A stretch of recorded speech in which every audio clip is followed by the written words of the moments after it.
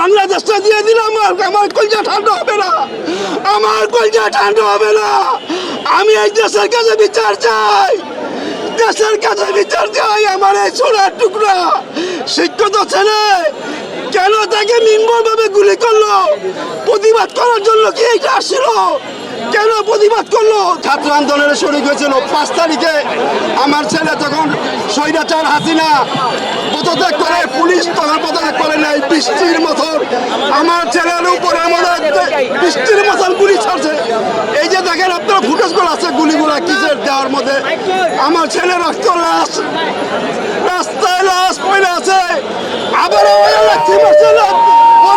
উপরে কেউ প্রতিবাদ করে নাই আজ পর্যন্ত। কেন আমার ছেলেদের গুলি করা হইলো? আমি এক বাপের কান্দে ছেলের লাশ।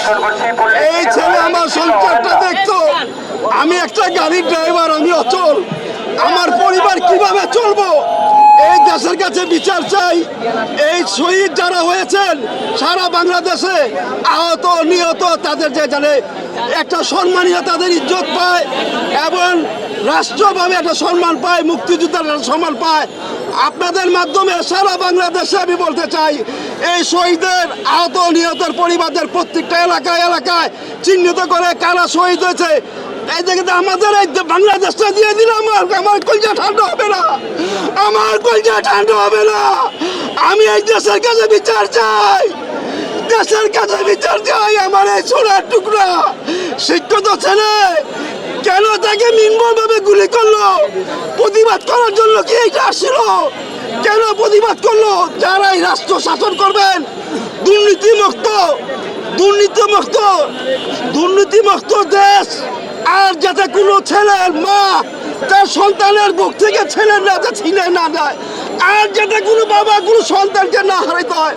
এই ছেলেকে আমি একটা গাড়ির ড্রাইভার, এই পর্যন্ত নিয়ে আসার জন্য আমার কি মেহনত। আমি একটা গাড়ির ড্রাইভার, আমার ছেলে প্রতিবাদ করছিল। এই কি তার অন্যায়? এই কি তার অন্যায়?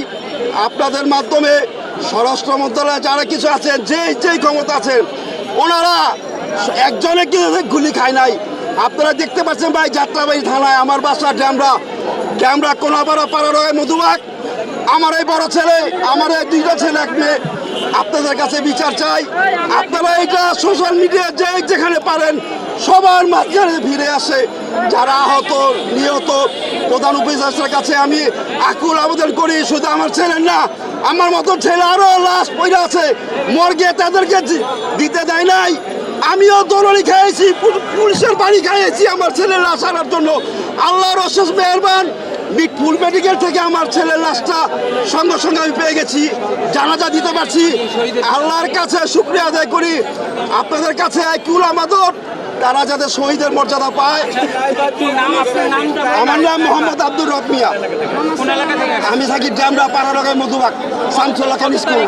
এটা 5ই আগস্ট ঠিক 2টার থেকে 2:30টার মধ্যে বৃষ্টির মতন গুলি করে, বৃষ্টির মতন আপনারা দেখেন। আচ্ছা, এখন আপনার ছেলে তো শহীদ হয়েছে, তো শহীদের পরবর্তীতে যারা ছাত্ররা এখন বর্তমানে অন্তর্বর্তী সরকার, আপনার কাছে কি মনে হচ্ছে যে আসলে আপনার ছেলে যে শহীদের রক্ত, তারা আসলে শান্তি পাবে কিনা? সব শহীদ যদি সব আহত নিহত পরিবারকে তাদের যদি পাশে দাঁড়ায়, তাহলে যদি সম্পূর্ণ সুন্দর বিচার করতে পারে, তাহলে তাদের আত্মা শান্তি পাবে। আর নয়তো যারা যারা পথ পাইছেন আমার ছেলের রক্তর বিনিময়ে, কখনো তারা আল্লাহ ক্ষমা করবে না, আমার ছেলে কবর আছে তারা ক্ষমা করবে না।